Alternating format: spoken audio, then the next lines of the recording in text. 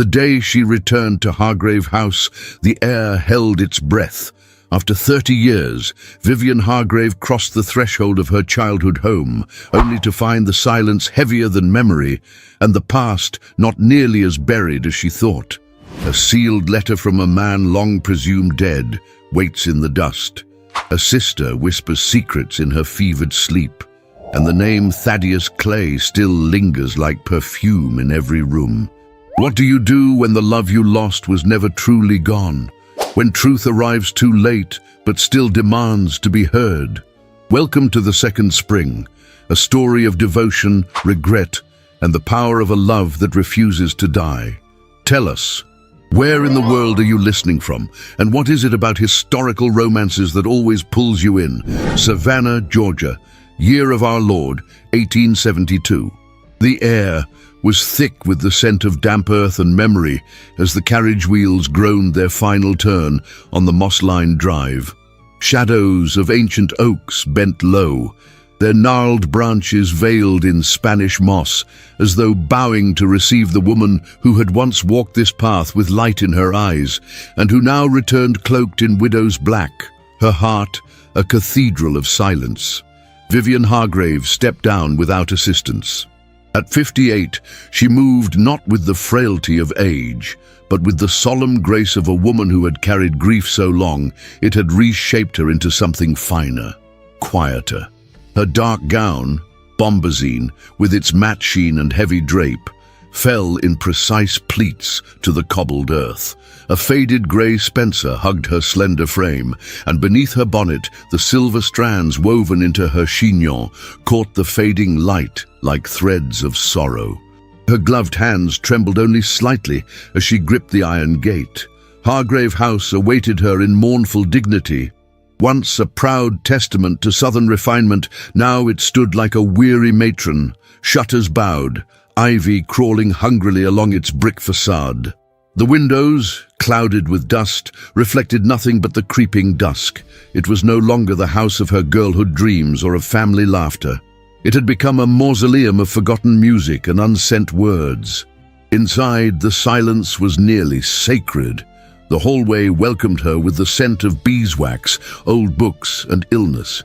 Etta had written to her weeks ago, scrawled handwriting, ink blotched with fever and desperation. "Come home," the letter had pleaded, "or it will be too late to say anything worth saying." Vivian had come not from love alone, but from the haunting sense that if she did not return now, she never would. The drawing room was as she remembered, and yet it was smaller, dimmer. The furniture slumbered beneath white sheets, ghostly in the fading light. Dust motes floated like forgotten memories in the air. She lit the oil lamp with practiced fingers, casting a golden hush across the floral wallpaper and framed miniatures. Her footsteps echoed as she moved through the room, each creak of the floorboards a whispered memory. She paused at the fireplace, black with soot, framed by marble veined like mourning lace, and set down her valise. With care, she unfastened her bonnet and gloves, placing them on the mantel with the reverence of a woman undressing her former self. Then, with sleeves pushed to her elbows, she began to remove the coverings from the furniture, shaking loose not only the dust, but years of neglect. It was behind the escritoire that she found it. A flutter, barely a sound, something dislodged as she shifted a stack of yellowed sheet music.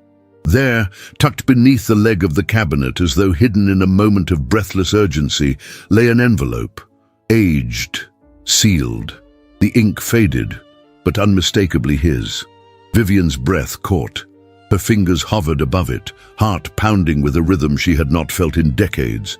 She lifted the envelope slowly, as if fearing it might dissolve beneath her touch. The wax seal bore the faint impression of the clay crest. Thaddeus. She did not sit. She could not. She broke the seal with trembling fingers, unfolded the fragile paper, and began to read beneath the flicker of the lamp. The words were gentle, desperate, alive. He was alive. In the spring of 1864, he had survived. A wound to the chest, but breath in his lungs. He had written from a military hospital near Raleigh, pleading for her to wait, to hold on, to believe in what they once were. He would come for her, he promised. He would return. But he had never returned. Vivian's eyes blurred. She clutched the letter to her chest, lips parted in silence. For a long moment, the house itself seemed to hold its breath. All these years, she had mourned him as lost to battle, as another name carved in stone, taken by cannon smoke and cruel fate. But now the truth rose like ash from old fire. Someone had kept this letter from her. Someone had silenced him. She folded the letter with reverence, as if folding a body into a casket. Outside, the first cricket sang. Behind her, the ticking clock on the mantel resumed its rhythm. Vivian turned slowly, her gaze sweeping the room not as a visitor, but as a woman who had been exiled from her own past. She would stay.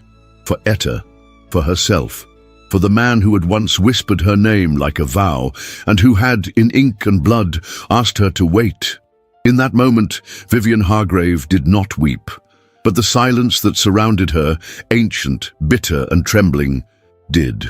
The morning light in Savannah had the softness of old parchment, filtered through veils of mist that curled along the iron railings and stone paths like secrets too heavy to rise. The city breathed slowly beneath the weight of spring's damp promise, and Hargrave House stirred under a canopy of stillness. Yet within its worn walls, Vivian Hargrave was already dressed, her morning gown immaculate, her bonnet tied with unyielding precision, her gloves smoothing the folds of memory that threatened to crease her resolve. She did not tell Etta where she was going. Some doors, she knew, had to be opened in solitude. The carriage waited on the outer lane, driven by a boy no older than 16 with a hollow stare and borrowed boots. Vivian offered no conversation. Her eyes remained fixed on the road as they passed familiar streets, now faded echoes of a city that once danced with ballrooms and bonnets. Trees, once tended by careful hands, now leaned wearily into the road, their branches like outstretched arms, trying to remember something they had lost. She felt it before she saw it. The clay estate stood at the edge of the city like a monument to stubbornness. What had once been a mansion of marble steps and silver eaves was now sunken under layers of ivy, its shutters dark, its iron gates sealed more by pride than rust. The house loomed, not grand but accusing, a relic that refused to surrender even as it crumbled. Vivian stepped down from the carriage with a grace too practiced to falter. Her boots touched the gravel drive, and the stones gave a soft crackle like dry leaves breaking underfoot in a family crypt.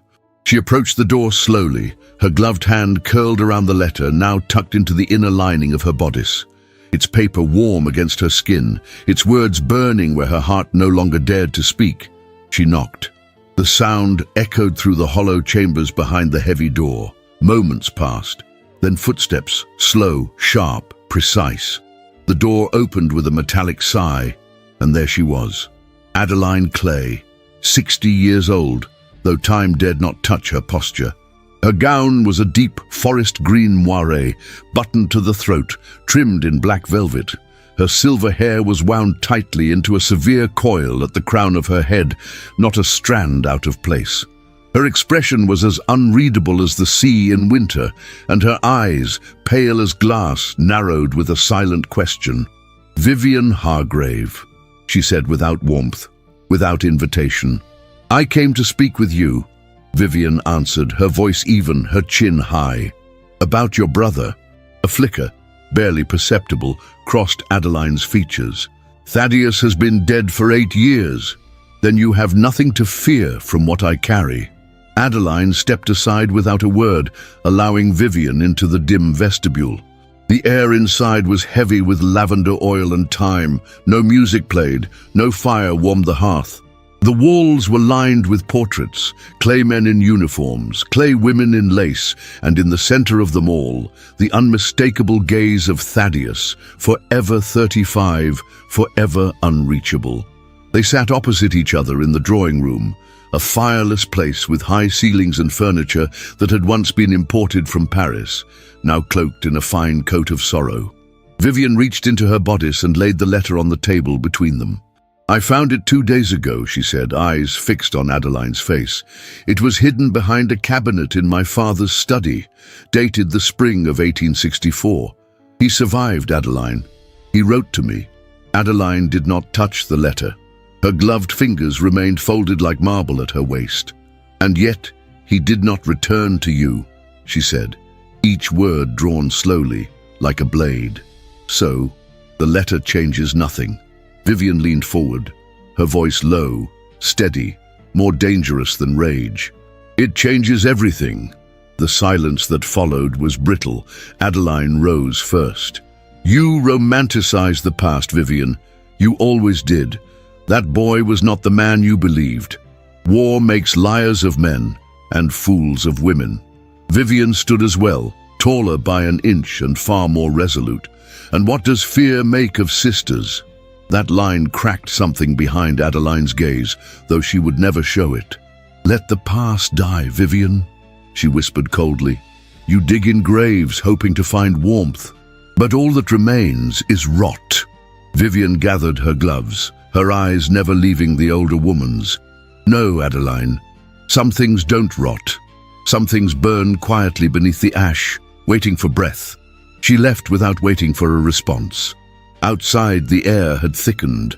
Clouds rolled low across the sky, carrying with them the scent of magnolia blossoms opening in defiance of the approaching rain. Vivian stepped into the carriage, her hands still trembling, not with weakness but with fury barely contained. She pressed her back against the seat and closed her eyes. Thaddeus had not been a ghost. He had not been a dream.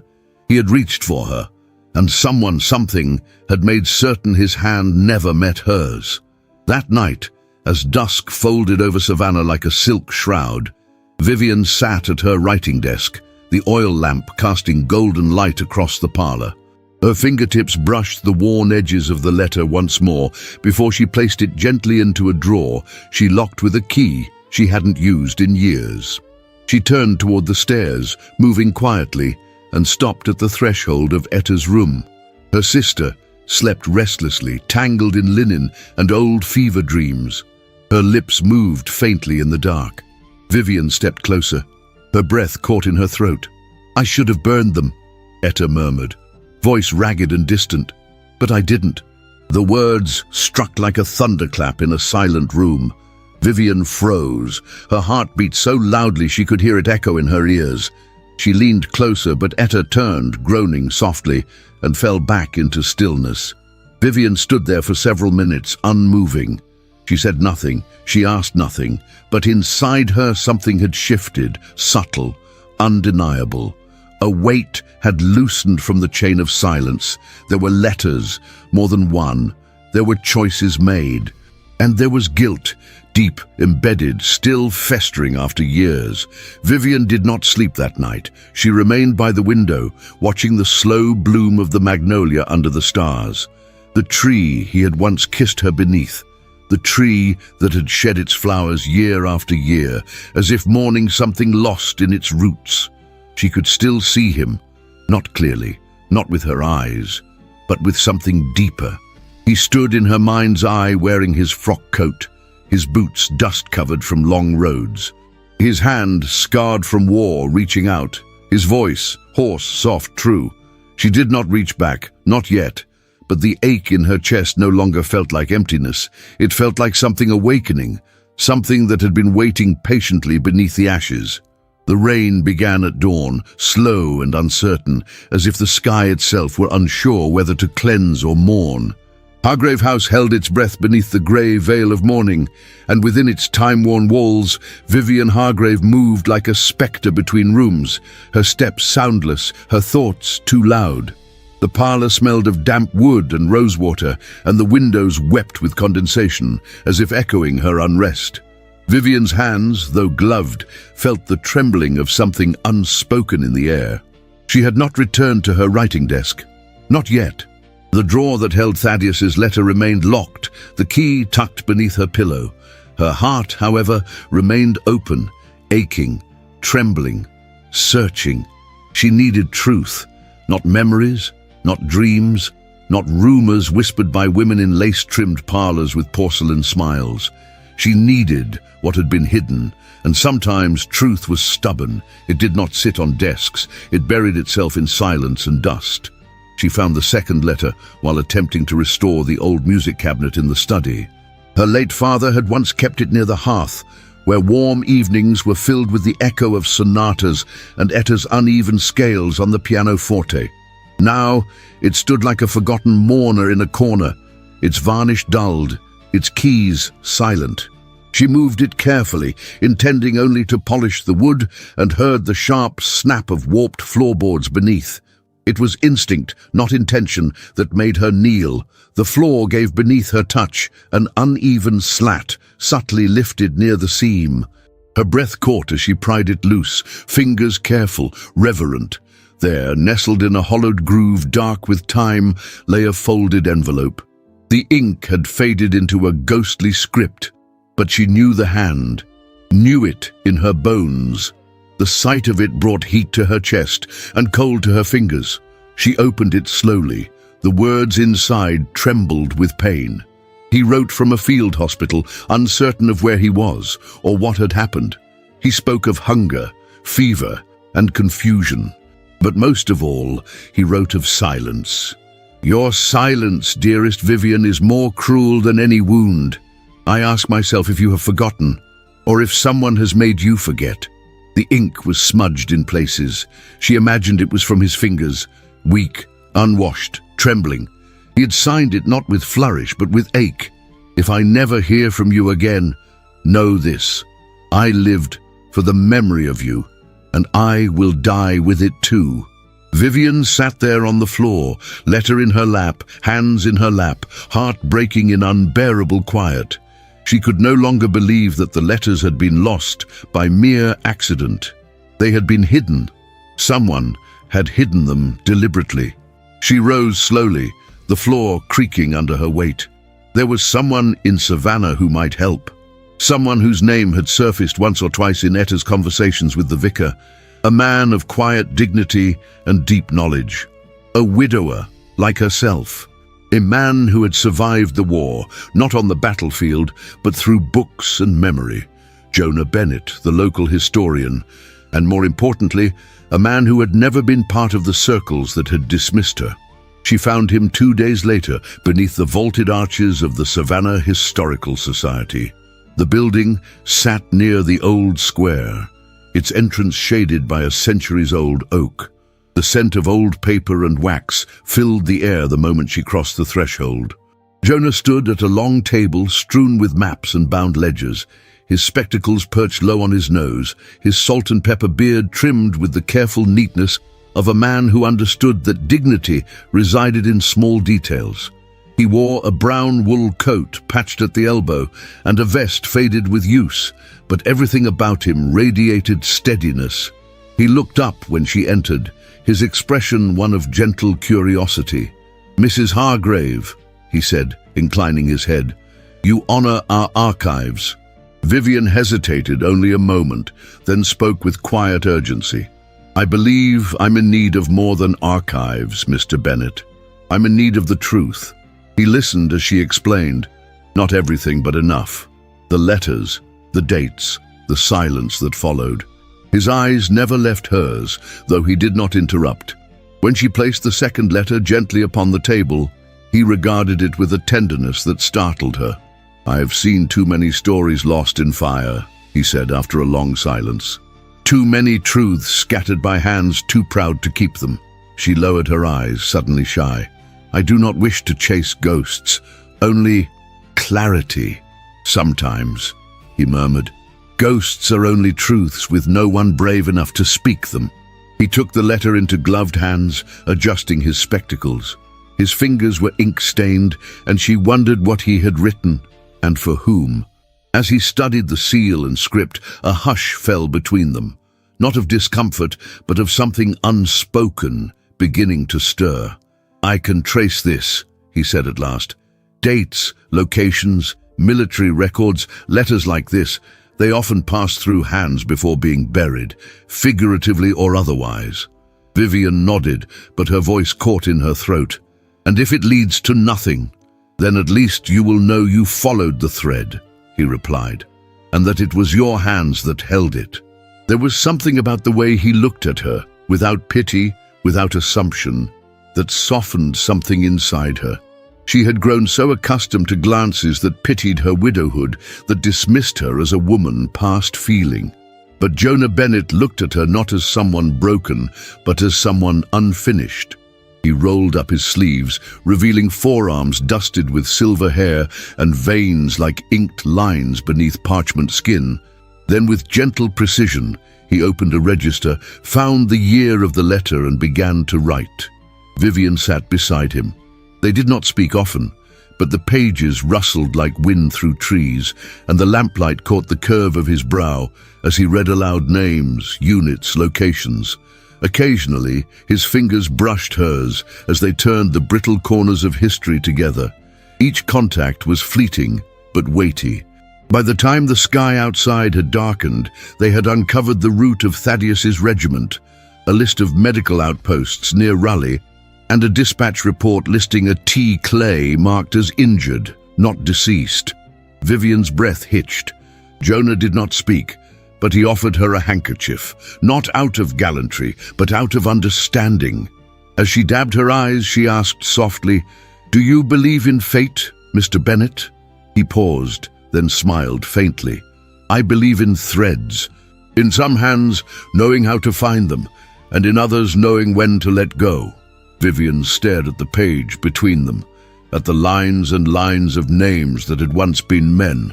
Men who had written letters, begged for return, vanished into fields soaked with blood. "Do you think he blamed me?" she whispered. Jonah looked at her fully then, his voice rich and unwavering. No man who wrote like that ever blamed the woman he loved. Silence fell again, but this time it was charged with something deeper, as if the very air between them had shifted. Vivian stood, smoothing her skirts with slow precision. She had not intended to spend the whole day, and yet she could not recall the last time she had spoken so long or been seen so clearly. "Thank you," she said. He stood as well, not too close, not too far. "You know where to find me," he said gently. "When the next letter appears." She blinked. "You think there's another?" "I think secrets are rarely buried alone." As she stepped back out into the rain-washed evening, the city felt different, closer, more intimate, as though something had shifted beneath the stones. Vivian drew her shawl tighter around her shoulders and looked once over her shoulder. Jonah still stood at the window watching her leave. He did not wave, but he did not turn away. The morning sun filtered through the lace curtains of Hargrave House, weaving golden threads across the parlor floor, but its warmth did not reach Vivian. She stood before the mirror, fastening the delicate jet brooch at the base of her high collar. The reflection that stared back at her was composed, dignified, every strand of hair pinned with precision. But beneath the somber layers of her bombazine gown, beneath the posture shaped by years of duty, a fire had begun to stir. Not a violent blaze, but the kind that smoldered in silence, patient, unyielding, waiting. Outside, the wind carried the scent of wisteria and whispers. Vivian knew Savannah's society well. She had once belonged to its afternoon teas, its Sunday strolls, its gloved smiles and veiled cruelties. And now she knew its silence too, a silence made not of kindness, but of knives dulled by repetition. She had seen the glances. They came like echoes in church pews, in the post office, in the milliner's shop. Slight turns of the head, hushed voices behind lace fans. "Poor Mrs. Hargrave, still haunted," they murmured, "still wearing black for a man who never returned, still asking questions best left buried." But it was not the town that had planted those whispers. It was a woman, one woman, Adeline Clay, regal, untouched, unrepentant. Vivian had felt her presence ripple through the drawing rooms, even when she was absent. The tone of her voice carried in others' mouths, reshaping truth into something palatable for the weak. She did not accuse Vivian directly. She did not need to. Her disdain walked ahead of her like a footman. It was on a Thursday afternoon that Vivian decided to face the world again, if only to prove that she still could. The Ladies' Committee for Hospital Restoration was hosting a gathering at the Greystone Hall veranda, and Etta, who had taken a turn for the better that week, encouraged her gently to attend. "You've always been stronger than them," Etta said, her fingers thin and trembling against Vivian's hand. "Don't let them dress you in silence." Vivian kissed her sister's brow, then turned toward the closet. She chose a slate-grey walking dress with a silk underskirt, modest yet elegant, with black ribbon trim and matching gloves. Her bonnet was adorned only with a small jet rosette, enough to be appropriate, but not enough to be forgotten. If they would look at her, she would give them something worth seeing. The event was already underway when she arrived. Crystal glasses clinked softly beneath the whisper of parasols, and conversation buzzed with the faint bitterness of lemonade and restrained boredom. Vivian stepped onto the veranda with slow, deliberate grace. Heads turned. A few nods greeted her. None approached. She stood alone beneath a striped canopy, her gloved hands folded lightly, her gaze calm, watching the other women float from group to group as if nothing had changed, as if war had not broken homes and hearts alike. It was Mrs. Holden who approached her first, hesitant voice pitched too sweetly. "My dear Mrs. Hargrave," she said, her lace sleeve fluttering like nervous wings, "we were just saying how terribly hard it must be to revisit all those memories. The Clay family, the war, your letters. It's very noble of you, truly. But one mustn't live in the past, must one?" Vivian offered her a smile that did not reach her eyes. "And yet here we are," she replied, "gathered to restore a building built in the past, funded by the wealth of men who died in the war you now choose to forget." Mrs. Alden blinked, color rising in her powdered cheeks. I meant only that people talk." Vivian tilted her head. "Let them." She turned away, her steps as steady as her breath, though something twisted inside her. She did not expect applause. She only wished for silence to be hers to command, not imposed upon her like a punishment. She was about to leave when she saw him, Jonah Bennett. He stood under the shade of a magnolia, a cane at his side, a worn leather portfolio under his arm. His coat was pressed, his collar a little high, but his presence was quiet strength incarnate. His eyes found her instantly, not with urgency but recognition, and something warmer, something steadying. He crossed the lawn toward her with his characteristic limp, barely noticeable except in the way it made each step deliberate. As he approached, the gathering quieted, not with reverence but with interest, the widow and the historian, the ghost chaser and the ghost keeper. "Mrs. Hargrave," he said gently, bowing his head. "Mr. Bennett, I wasn't expecting to see you here." "Nor I you," he gave a half smile. "We historians find it difficult to ignore crumbling foundations, especially when they're being covered in silk and citrus." She allowed a small laugh to escape, brief but real. "Have you made any discoveries?" "I have," he said, voice low enough that only she could hear. "Thaddeus Clay's name appears on a list of field transfers dated October of 1864.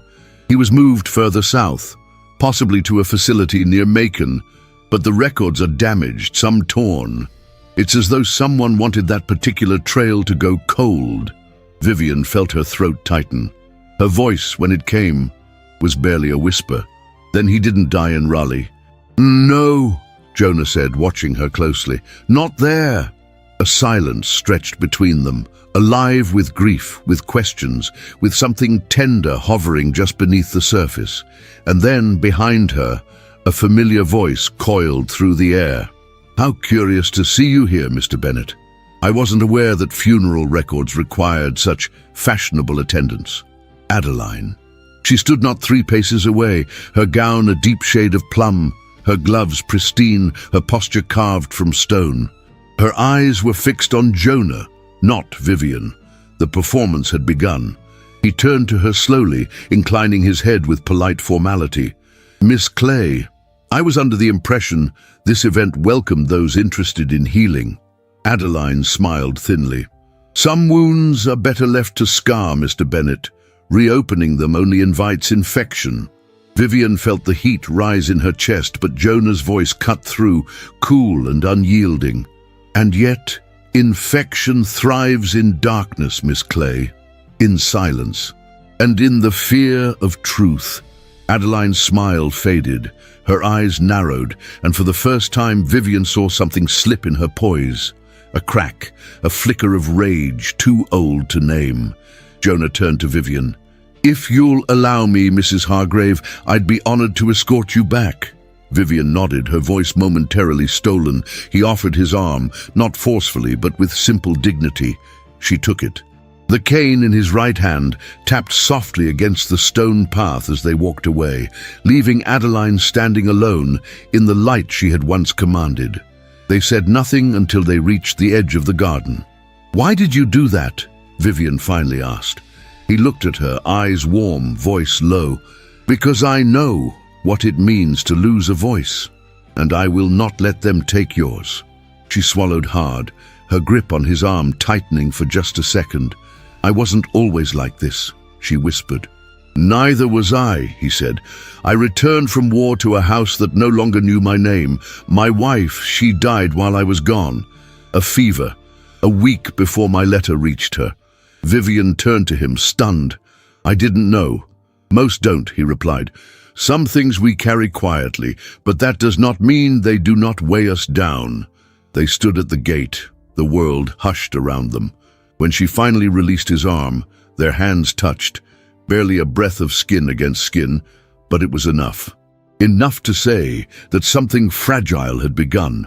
Not yet love, not yet hope, but the whisper of both. Vivian returned home that evening with her chin high and her heart unsettled. Behind her, Savannah carried on in lace and murmur, but within her a battle had begun, not against memory, but against forgetting. And the mask of decency that had suffocated her for so long had finally begun to crack. The morning was thick with humidity, as if the air itself were reluctant to rise from its slumber. A silver mist clung to the earth, blurring the outline of the garden beyond the parlor window. Hargrave House seemed to breathe slowly, the old wood stretching beneath the silence of another summer day. Vivian stood by the window, fingers resting lightly on the pane, watching as a single magnolia petal drifted to the damp grass. Its fall, slow and soundless, felt like an echo of something long buried. In her hand, she held a small cup of tea, untouched and cooling, the china rim trembling slightly between her fingers. The weight in her chest was not new, but today it felt heavier, more insistent. It was the kind of weight that demanded to be named, or else risk becoming part of her forever. Behind her, from the direction of the staircase, came the soft, uneven rhythm of footsteps. Etta, each step labored, punctuated by a wheezing breath and the rustle of her wool shawl. Vivian turned before her sister reached the bottom, setting the teacup aside as she crossed the parlor to meet her. "Sit," Vivian said gently, guiding her to the worn armchair by the hearth. "You're pushing yourself too hard." Etta, 51 and worn thinner with each passing day, offered a tight smile. "The body resists," she rasped, "but the guilt insists." Vivian arched an eyebrow. "That's a curious thing to say." Etta did not respond immediately. Her eyes, once so like Vivian's, drifted toward the fireless grate, as though studying some memory that refused to fade. Her hands, frail and trembling, clutched the edges of her shawl. Vivian returned to the window. "Do you remember the night he came to me before the war?" she asked softly. "He was dressed in gray.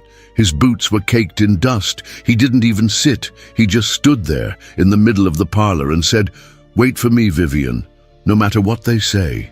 Etta's breath caught. "I waited," Vivian continued, her voice flat, almost fragile. "I wore black when he didn't return. Not for Charles Hargrave, not for the man I married out of duty and nothing more, but for Thaddeus Clay." The name fell into the room like a stone into still water, Etta's hands tightened over her knees. "You never spoke of that marriage."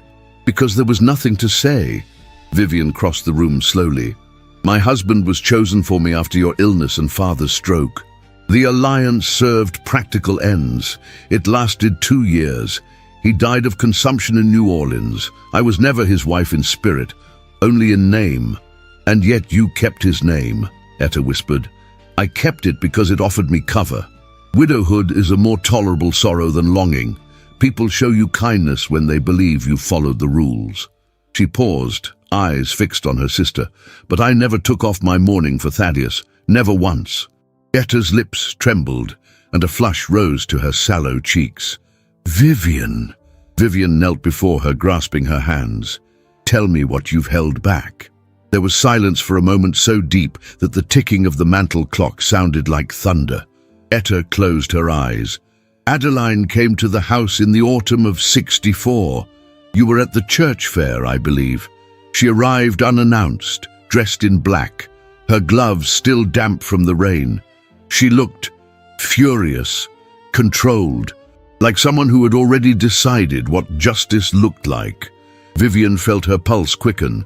"She handed me a bundle of letters," Etta continued. "She said they were from Thaddeus, intercepted before they reached you. She demanded I destroy them, said they would ruin your future, that he was no longer the man you remembered, that he had turned his back on the South, on honor, on you." Vivian's breath caught. "I couldn't do it," Etta whispered. "I couldn't bring myself to burn them. So I hid them, behind the floorboard, behind the cabinet. I thought it would be temporary, that I'd return them when the war ended, when it was safe. But you never did." "No," Etta's voice broke. "I convinced myself it didn't matter anymore, that you were married, that there was nothing to be gained by reopening old wounds. But the truth is, I was ashamed of my cowardice, ashamed of what I had cost you." Tears welled in Vivian's eyes, but they did not fall. Her body was too still, too focused, her heart racing with something between fury and heartbreak. She stood slowly, walking toward the window again, needing distance from the weight of the confession. "Why now?" she asked. "Why tell me now?" "Because I found something," Etta said, her voice smaller now. "Something I kept separate. One letter. I couldn't destroy it, couldn't hide it with the others. I told myself it was because it frightened me. But the truth is, it was the only one that felt like it was meant to be read." Vivian turned. Etta reached into the folds of her shawl and pulled out a small envelope, yellowed with age, but still sealed. She held it out, her hand trembling.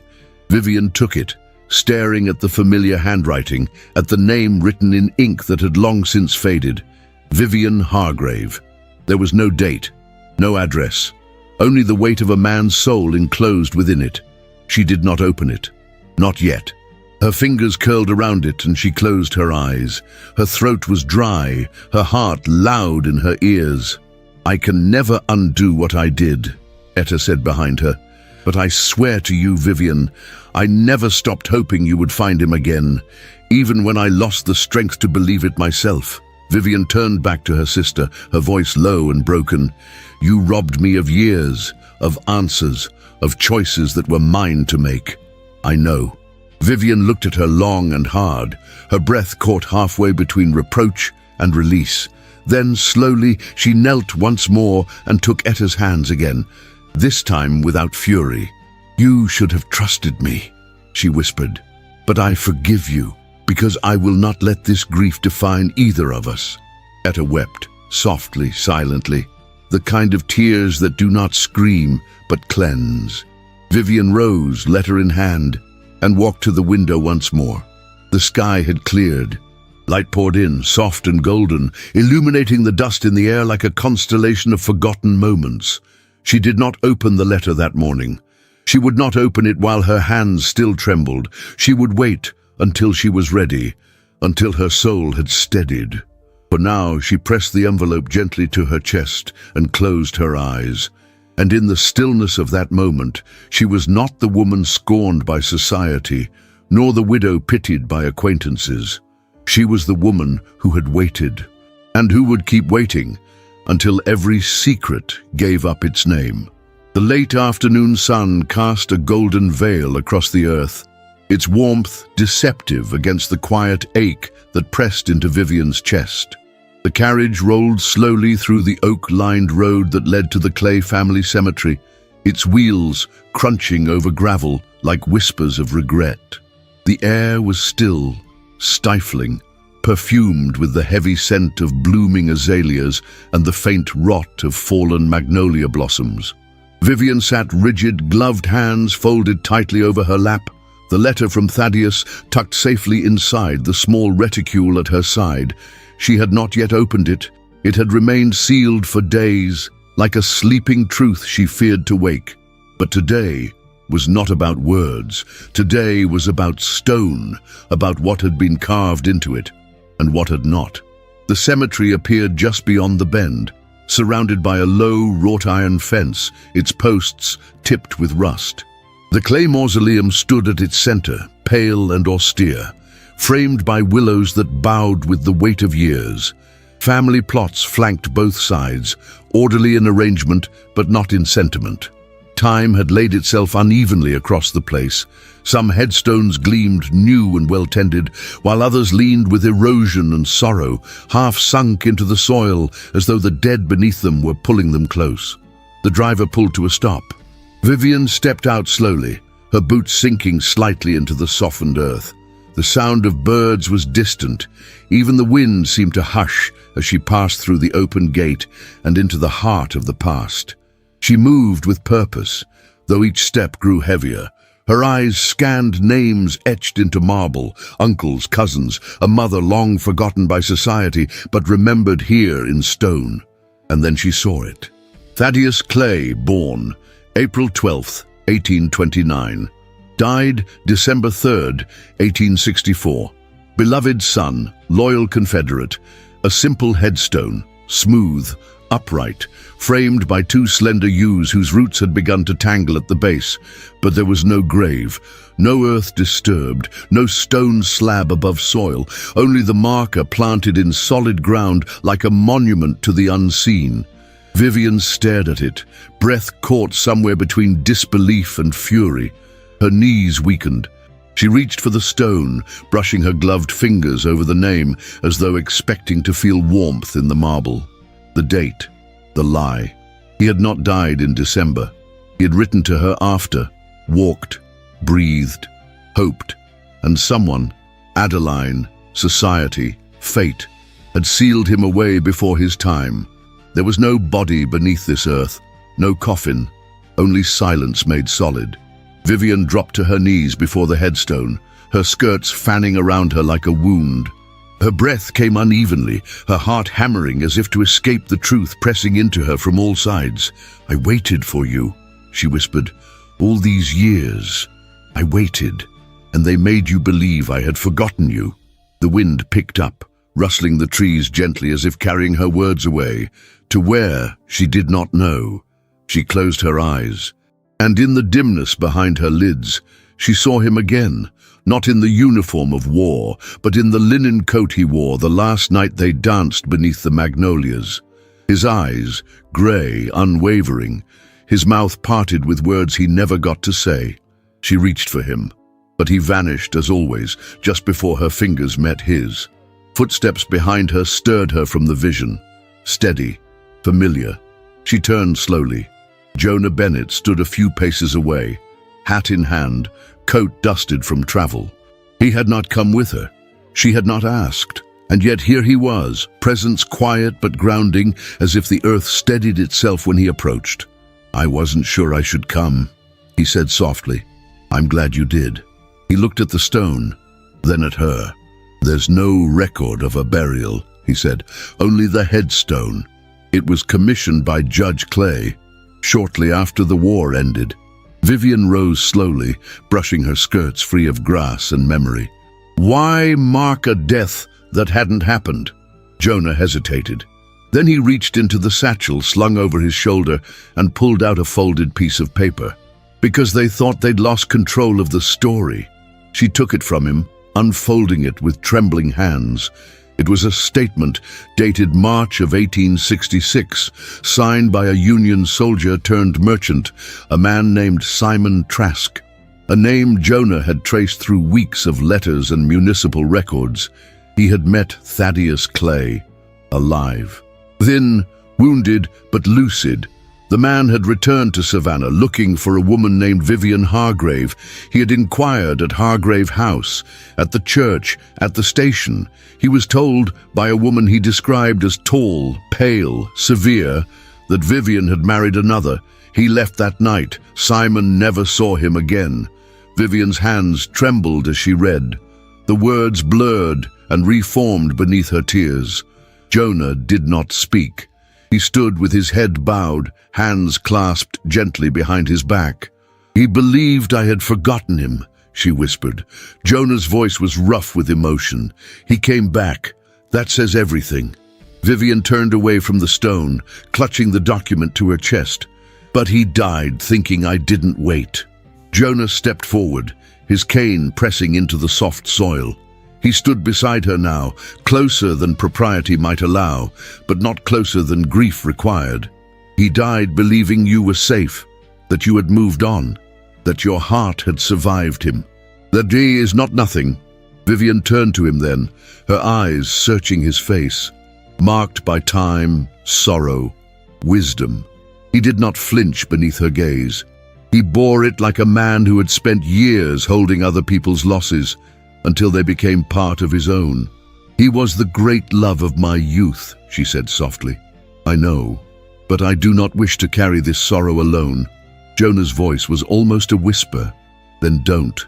They stood in silence, two figures beneath the watchful branches of the yew trees, while the sun cast long shadows across names carved in stone. The past did not lift, it did not ease, but in that moment it folded around them, like a memory that no longer burned but warmed. Vivian looked once more at the headstone. There was no body, no remains, only the knowledge that he had lived for her, loved her beyond absence, and returned, only to be turned away by the lie that she had forgotten. Her tears came then, not as sobs but as slow, steady rivers down her cheeks. She did not wipe them away. And when Jonah reached for her hand, she let him take it, not as a replacement, not as a balm, but as a witness, a keeper of what was lost and what remained. For Thaddeus, for herself, for the woman who had waited, and the man who had come too late to be loved, but not too late to be remembered. The sky over Savannah darkened with the hush of a coming storm, the clouds swollen with promises too long unspoken. The wind swept gently through the trees, gathering the scents of damp earth and distant magnolia, carrying them across the veranda of Hargrave House, where Vivian stood, motionless. Her gaze was fixed on the narrow path leading to the gate, where a figure in a weather-beaten coat had just dismounted from a mule-drawn cart. He was a stranger by appearance, dust clinging to his boots, his hat shadowing sun-aged features. But something in the way he held the satchel at his side spoke not of commerce or chance, but of reverence. He moved slowly, as if the very weight of what he carried demanded silence. Vivian descended the steps before the housekeeper could summon her. She crossed the lawn with quiet purpose, her black skirts brushing against the dew-drenched grass, her gloves damp with the touch of morning's hour. "You're Mrs. Hargrave?" the man asked, his voice low and hesitant, as though saying her name aloud required permission. "I am," she replied softly. He removed his hat, eyes cast downward. "My name is Ezra Poe. I work the freight lines through Galveston, and sometimes farther west. 2 weeks ago, near a small settlement by the Rio Frio, I was called to help clear a collapsed shack. Under the floorboards I found these." He lifted the satchel. They were kept in a wooden box, sealed. Protected from time and rodents, there was a name scratched into the wood. Vivian said nothing. Her heart thudded against her ribs like a bell struck in a silent chapel. "Thaddeus Clay," he finished. Inside was a journal, a letter, and a flower. Ezra extended the satchel slowly. Vivian reached for it with trembling hands. She nodded in thanks, though the words refused to form. The man tipped his hat again, then turned to leave, his figure swallowed by the heavy quiet of the afternoon. She did not open the satchel outside. She carried it carefully into the parlor, where the light was soft and golden, and the air still bore the scent of rose oil from the morning's quiet attempt at cleaning. She placed it on the low table near the window, beside the faded chaise where she had once listened for news, where she had once pressed her cheek against the cold glass, waiting for a letter that never came. Her fingers, though slow, were deliberate as she undid the leather buckles and peeled back the canvas. Inside, nestled among carefully folded linen, lay a small cedar box. Its corners were cracked, but the lid was intact, the carving still visible beneath the dust. Vivian opened it. The journal lay atop the bundle. Its cover was worn, the leather softened by time and touch. She turned the pages gently, each filled with Thaddeus's hand. Elegant, slanted, sometimes unsteady. The ink told stories of travel, of pain, of solitude, but more than anything, it told of her. Her name appeared again and again, in reverie, in longing, in resignation. Then she saw it. Pressed between two pages was a magnolia blossom, dry, fragile, its petals yellowed at the edges but still whole. She reached for it as if touching a relic, as if it would vanish beneath her breath. She brought it to her chest, closed her eyes and wept, not for the first time, but for the first time without restraint. Beneath the flower was a single envelope. Her name. Not written hastily, not blurred by moisture or anger, but carefully. Vivian Hargrave, in the same hand that had once drawn maps for her in the dirt with a stick and traced poems in the fogged windowpane of his boyhood room. She opened it. "If you're reading this," it began, "it means I never made it back to you. And I suppose the silence you gave me was not silence at all, but something stolen by the world that conspired to keep us apart. I want you to know, if nothing else, that I believed in you until my last breath. You were never a dream. You were never a girl I simply remembered. You were my home. You always were. There were days when I imagined you happy, and others when I feared you had forgotten me. But I carried your voice in my mind, the way soldiers carry songs when they are too afraid to speak. If these words reach you, then the worst has happened. But not everything is lost, because I loved you, and I died with your name on my lips." The letter fell into her lap. Vivian bowed her head, the tears streaming down her cheeks like rain on glass. There was no need to silence them, no need to wipe them away. For once, grief was not a burden. It was a confirmation. It was proof that something sacred had existed, even if only in the quiet pages of a journal, buried beneath a forgotten shack in a land too far and too cruel. The door creaked behind her. She turned slowly. Etta stood there, wrapped in a shawl too thin for the weather, her skin almost translucent now, but her eyes clear, clearer than they had been in weeks. She moved slowly to Vivian's side, lowered herself to the floor beside the chaise, and took her sister's hand. "I always feared what was inside that box," Etta whispered, "and now I fear it even more, because I see what it's done to you." Vivian shook her head. "No," she said, "it hasn't broken me. It's freed me." Etta's voice trembled. "He waited too. We both did." Vivian turned to her sister, pressing their foreheads together. The past did not lift. It did not offer absolution, but in that moment, it no longer threatened to consume. Outside, the storm finally broke.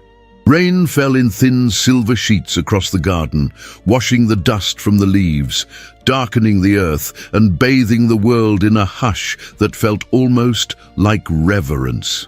Vivian rose, her hand still holding the letter. She placed it carefully into the cedar box beside the magnolia blossom and closed the lid. Then she stood at the window and whispered his name. Not to call him back, not to cling to what could never be, but to let it rest at last, in the place it had always belonged. In memory, in truth, in the heart of a woman who had loved not perfectly, but entirely, and that would remain. The clay estate stood as it always had, at the end of the long tree-lined road, draped in ivy and shadow. Its windows were shuttered tight against the world, its paint faded to a shade somewhere between regret and pride. Time had not ravaged it. No, time had simply withdrawn, leaving the house frozen in a state of elegant decay. The great columns still stood, proud but chipped, like a woman who once dazzled and now simply endured. Vivian had not returned here since the day Adeline Clay had offered her disdain like it were a calling card. But today she came with no trembling in her step. Her morning gown, though dark, was no longer funereal. Her gloves were soft grey, her hat was trimmed with a ribbon that caught the light, and her eyes, those eyes that had once pleaded, once searched, now saw with clarity, not hope. She ascended the steps without hesitation. The butler who opened the door was aged and stiff, a fixture of the house as much as the chandeliers and ancestral oil paintings. He blinked once, as though unsure whether to let her in, but Vivian needed no announcement. She passed through the grand entry like a woman returning to collect what was owed. Adeline was in the drawing room, seated in her high-backed chair beside the cold fireplace. She wore a gown of deep wine taffeta with a high collar and delicate lace cuffs. Her posture was, as ever, impeccable, but something had changed. The fire that once flared in her pale eyes had dulled. Her hands, once sharp with control, rested on the arms of the chair with a stillness that resembled defeat more than poise. "I see you've come to claim your answers," Adeline said without rising, her voice crisp, untouched by sentiment. "I've come to return what was taken from me," Vivian replied, stepping fully into the room. "And to tell you that I know." Adeline's eyes did not blink. "Then let's not pretend this will be a cordial visit." Vivian walked to the hearth, resting a gloved hand on the mantel as she surveyed the room. The portraits of long-dead Clays loomed from every wall, their faces captured in gilded frames that had dulled beneath dust and silence. This room had once commanded respect. Now it whispered of obsolescence. "Your brother survived," Vivian said. "He returned. He asked for me." Adeline's jaw tightened, but she said nothing. "I found his letters, the ones you gave to Etta, and the one she could not bear to destroy." Vivian turned to face her fully. "He waited for me, until the very end." Adeline's fingers curled slightly against the armrest. "And what would you have me say?" Vivian took a slow step forward. "The truth." A silence passed, long and heavy. Then Adeline stood. It was not the graceful movement of a woman in command, but the rise of someone who knew she would not win, but refused to surrender, seated. "I did what needed to be done," she said coldly. He was weak, wounded. His mind had changed, his allegiance had shifted. If he had returned, he would have shamed the family. Everything father built, all we preserved, our name would have meant nothing. "And what of love?" Vivian asked, her voice soft but piercing. "What of a man's right to return to the woman who waited for him? What of mine, to know he was alive?" Adeline's voice cracked, the first fracture in her composure. "You were not strong enough for what would have followed. You would have married him, yes, but you would have suffered. You would have been cast out of this town, forgotten. I spared you from ruin." Vivian's laughter came, quiet and bitter. "You didn't spare me. You silenced me. You erased the one thing in this life that was mine alone. I have lived for years carrying the weight of a love I believed had abandoned me, and now I know you were the one who abandoned him." Adeline stepped closer, her face pale with something that might have been shame, if shame could survive in a heart trained only in pride. "He wasn't the same," she whispered. "When I saw him, after the war, he was thinner. There was a darkness in him. He asked for you. I told him you were married." Vivian's breath caught. "You told him I had moved on?" "I lied," Adeline said, finally meeting her gaze, "because I knew that if he believed you had waited, he would never stop trying to find you. And I was tired tired of pretending that the clay name meant something while he was out there, wandering tarnished, so I buried him, in silence, in stone. Vivian could not speak. The pain that bloomed in her chest was too great, too final. Adeline continued, quieter now. I am not sorry for protecting our name, but I am sorry that he never knew, that he died believing you had forgotten him.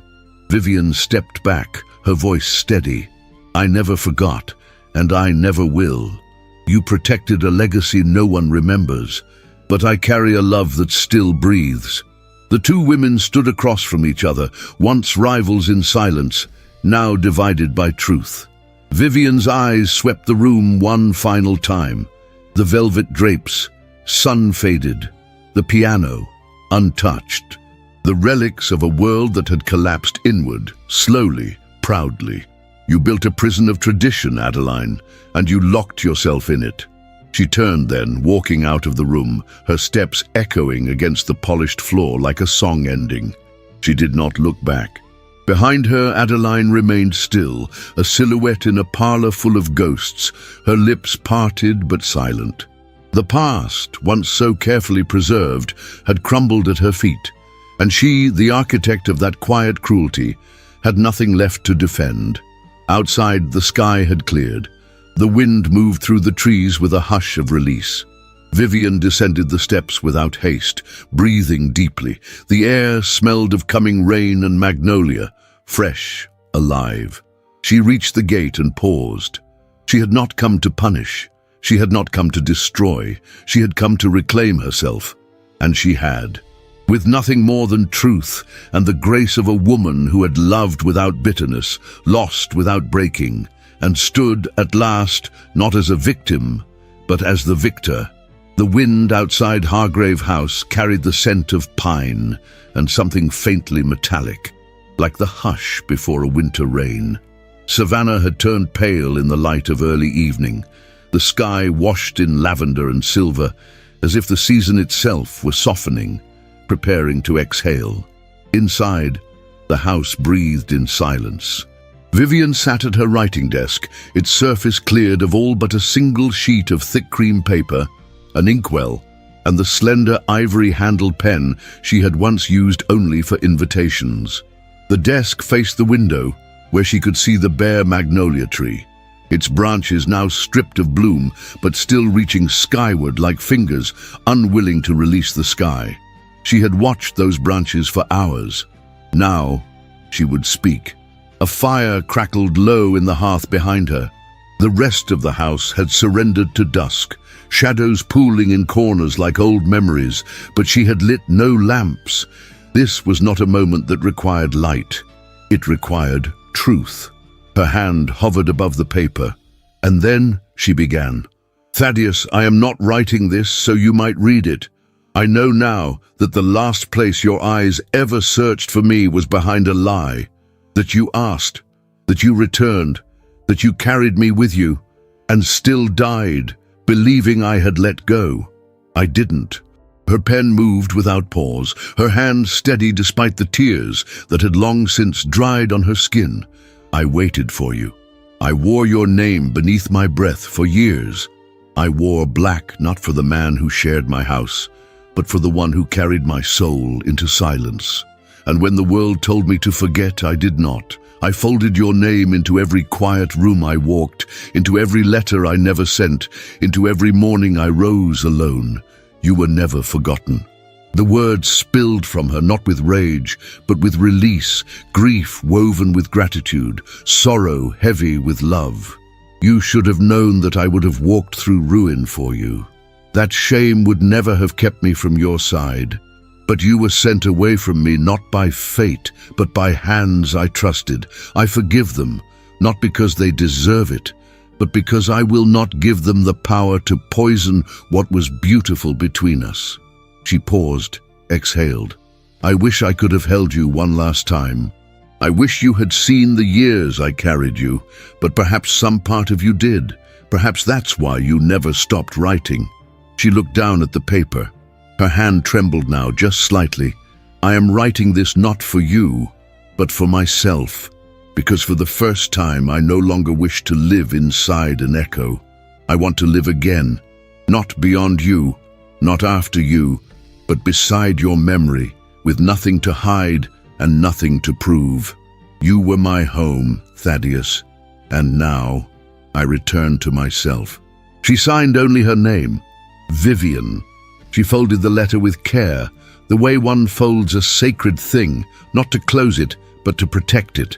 Then she stood, her skirts whispering against the floor, and crossed the room. Near the fireplace, beneath the same old escritoire where she had first found his letter, the floorboard had already been loosened. She had pulled it free earlier, her fingers digging past the edges of wood and dust. Now she opened the small hollow once more and placed her letter inside, beside the faded ones he had written, beside the silence they had shared. She returned the board to its place, smoothed the seam with her palm, and rose slowly. A knock sounded at the door. She turned toward it, startled only by how gently the moment arrived. At the entrance, Jonah stood with his hat in one hand and a bundle of pale winter roses in the other. Their petals were cream with faint veins of blush, flowers that did not pretend to bloom brightly, but offered their softness without shame. "I found these outside the church," he said, voice quieter than the wind. "I thought they might belong here." She stepped aside to let him in. The house welcomed him now, not as a visitor, but as someone whose presence had become familiar, not expected but no longer strange. The firelight lit his features as he entered the parlor. His coat, damp from the mist, still held the scent of rain. He did not speak immediately. He looked around the room, at the polished desk, the sealed inkwell, the quiet certainty that something had ended. Vivian took the roses from his hand, their stems still cool. "They're beautiful." He smiled faintly. "They reminded me of her." She looked up. "Your wife?" He nodded. "She loved winter roses. Said they were like her, late to bloom but stubborn once they did." Vivian set the flowers gently in a glass vase and placed it on the mantel. "You loved her deeply," she said, not as a question, but as an understanding. "Yes," he replied, "and I carried that love with me for years after she passed. I thought perhaps that was all I'd ever do, carry it, quietly." Vivian turned to face him, the fire casting shifting light across his face. "And now?" she asked. He met her gaze with a steadiness that had nothing of conquest, only truth. "Now I wonder," he said softly, "if love can live beside what came before, if sorrow isn't something to silence, but something to share." Vivian stepped closer, not dramatically, not with trembling, but with a calm she had earned. "I wrote to him today," she said, "not to bring him back, not to hold on, just to let myself speak." He nodded. "Did it help?" She hesitated, then with a soft smile. "Yes, because it made room for something else. Something that might begin, not because I am empty, but because I am not." He said nothing, but his hand found hers. He did not grasp it. He simply rested his fingers atop hers, a touch so gentle it could have been mistaken for hesitation, except for the warmth that passed between them. They stood like that, side by side, as the fire crackled and the wind whispered through the magnolia branches outside. No vows were made, no confessions demanded. Only the silent understanding of two souls that had been broken quietly, slowly, and had endured. The letter beneath the floor remained undisturbed, but above it, in the room where grief had once ruled unchallenged, something else had bloomed. Not loudly, not in defiance, but like a winter rose, tender, pale, and impossibly alive. The air had changed. Not abruptly as storms do, but with the slow and reverent hush of a hymn. The morning sun filtered through the gauze of late March clouds, catching on the dew-laced petals of the magnolia tree just outside Hargrave House. The blooms had returned, ivory and blushing, full and fragile, and with them the world seemed to exhale. Etta Hargrave sat on the porch wrapped in a pale blue shawl that once belonged to their mother. Her hair, thinner now, caught the breeze in wisps that curled around her cheeks. Her eyes were softer than before, still shadowed by time, but no longer clouded by guilt. She watched the magnolias in silence. Beside her, a small tray rested on the table, a cup of chamomile tea half sipped, a silver spoon unmoved, and atop her lap, a faded quilt stitched by hands long gone. Etta's fingers moved absent-mindedly over the patterns, as if trying to remember them by touch. "Do you think they remember?" she asked without turning. Vivian, who stood just inside the doorway adjusting the buttons of her lavender gloves, paused. The trees? The men? The ones who went and never came back? Vivian stepped out slowly. Her dress, a gown of soft grey trimmed with pale lace, moved gently with each step. She no longer wore black, not since the morning she had written that final letter and returned it to the silence beneath the floorboards. The mourning bonnet, once a symbol of her devotion and loss, now rested in the upstairs drawer, untouched for weeks. She sat beside her sister, tucking a loose strand of hair behind Etta's ear. "I think," she said gently, "they never truly leave the places that loved them." Etta exhaled, her breath catching faintly. "I like to think he knows." Vivian did not ask who.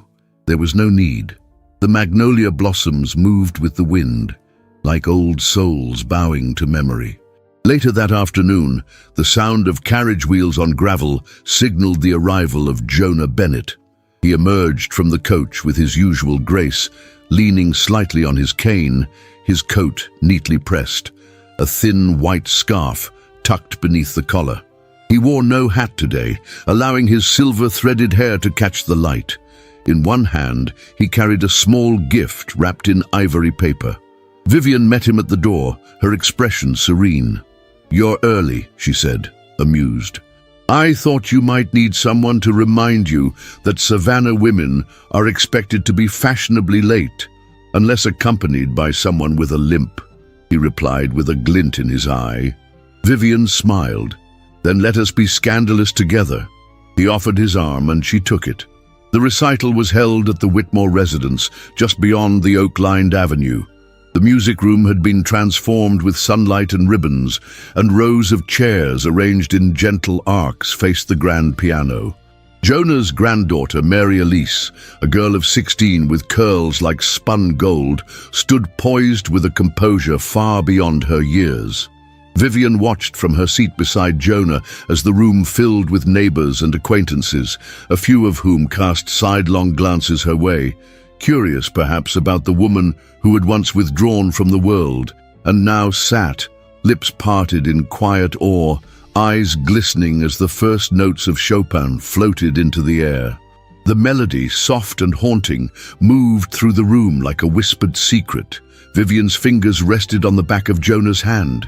He looked at her, not as a man pining, nor as one seeking anything more than this moment, but as someone who had also stood at the edge of grief and chosen, despite all odds, to keep living. After the final applause and embraces of congratulations, the guests began to rise, filtering toward the exit with laughter and the light murmur of gossip. Vivian remained seated a moment longer, her eyes drawn toward the tall window at the end of the room. There, in the soft glow of afternoon, stood a single empty chair, and resting on its cushion, forgotten or left with intention, was a pale bonnet edged with black lace. Vivian approached it slowly. She reached out, her fingertips brushing the fabric she had once worn like a second skin.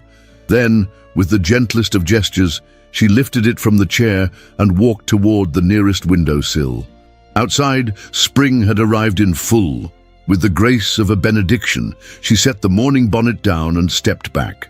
Her reflection in the glass no longer carried the weight of absence. It shimmered, instead with quiet resolve.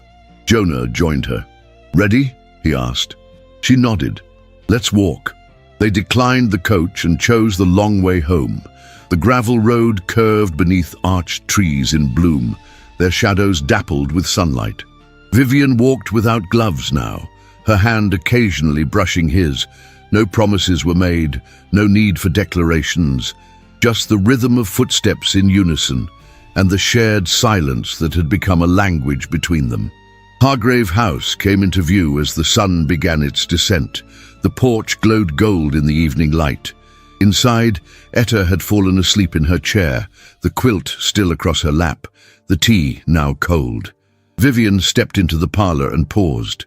Something in the room had shifted, not in furniture nor in scent, but in feeling. The house no longer echoed like an empty tomb. It breathed again, softly, gently. She crossed to the corner where the desk stood. There, sunlight pierced through the sheer curtain, casting gold across the worn floorboards. And just at the edge of that light, the shadows caressed two edges of parchment, barely visible where the wood had once lifted. One bore the faded ink of a man, long gone. The other, the name of a woman learning to live again. Vivian looked down, a tear slipping quietly down her cheek, not from pain, but from grace. She pressed her palm to the floor, warm now beneath the setting sun, and whispered to no one in particular, "He never came back." And yet somehow love found its way to me all the same. Outside, the magnolias bloomed, and inside Hargrave House, a second spring had begun. Savannah, 1880. The city had changed, but not entirely. The moss still clung to the oaks like threads of memory, and the magnolia trees still bloomed with their silent grandeur every spring. The war had ended long ago, but its echo still lingered in the bones of buildings and in the spaces between heartbeats. On the edge of the city, Hargrave House still stood. Its porch had been repainted a soft ivory. The roof had been mended, the garden replanted. Roses now framed the walkway, and a cherry tree, Jonah's gift on their second anniversary, had grown tall enough to cast shade in the afternoons. Inside, sunlight spilled through the lace curtains Vivian had sewn by hand. The scent of lavender and old books danced in the air. Vivian Bennett, once Hargrave, stood in the front parlor, her hair now streaked with silver, but still pinned in the elegant style she preferred. She wore a dress of dusky plum, with tiny mother-of-pearl buttons and a brooch at her throat. Her hands bore the marks of time, but her eyes had not dimmed. They held the same quiet fire, the same clarity. She looked out the window toward the garden where Jonah knelt beside their youngest grandchild, helping the boy plant seeds in the spring soil. His limp had worsened with the years, but he still moved with intention, deliberate, strong. His hair had turned white, his voice deeper, but he still brought Vivian winter roses each January, wrapped in newspaper, just as he had that first time. They had never had children of their own. Vivian had married Jonah too late for such hopes, but his family had embraced her as one of theirs. Mary Elise had grown into a poised young woman, married to a kind schoolteacher and now mother of 3. The grandchildren called Vivian Gran Vive, a name that made her heart swell each time she heard it. She had not expected such joy to come from a second spring, but it had, and more. Etta had passed 5 years prior. She had gone peacefully, with Vivian holding her hand and reading aloud one of Thaddeus's letters, the one with the magnolia blossom still pressed inside. Etta had wept, not from regret, but from relief. "You made something beautiful of your life," she had whispered. He would have wanted that. Adeline Clay, once regal and cruel, had died 2 years later, alone in the house that no longer bore the weight of its name. No one claimed her belongings. The estate had been sold quietly, and the Clay family cemetery left to the wilds. No monument was erected. Only the weathered stone bearing Thaddeus Clay's name remained, no body beneath it still, only memory.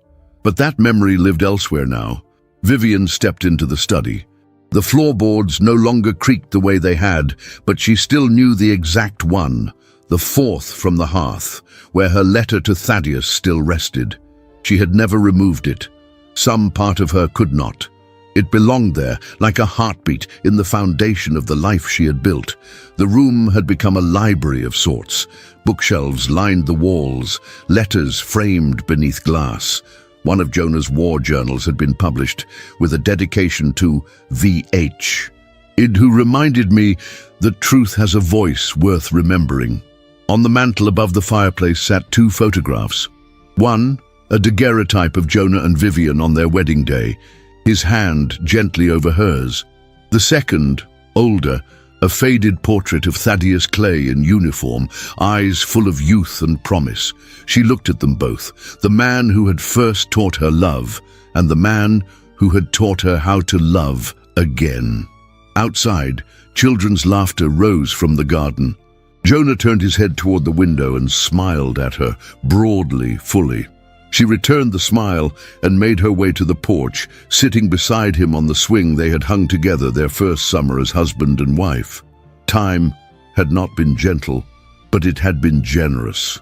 Vivian leaned her head against Jonah's shoulder as the sun began to dip behind the trees, casting golden light across the house they had saved, not just with wood and paint, but with forgiveness, tenderness, and the courage to begin again.